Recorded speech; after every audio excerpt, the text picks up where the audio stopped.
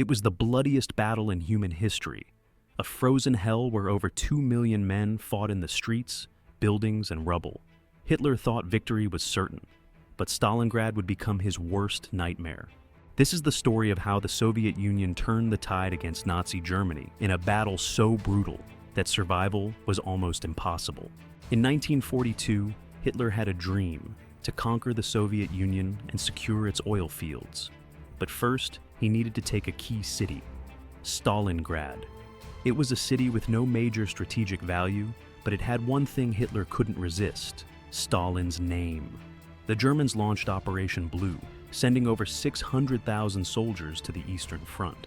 Hitler was certain of victory, but he had underestimated one thing: the Soviet spirit. Before the first German soldier entered the city, Stalingrad was already in ruins. The Luftwaffe rained destruction, turning the city into a fiery wasteland. But the Soviets had a plan: to make the ruins their fortress. The Soviets knew every street, every building, every shadow. Snipers, machine gunners, and grenade launchers turned Stalingrad into a death trap for the Germans. German soldiers called it Rattenkrieg, the War of Rats, because they were forced to fight street by street, basement by basement, in brutal close combat.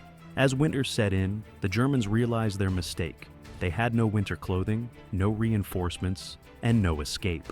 Then came the Soviet counterattack. On November 19, 1942, the Soviets launched Operation Uranus, a massive pincer movement that trapped 300,000 German soldiers inside the city.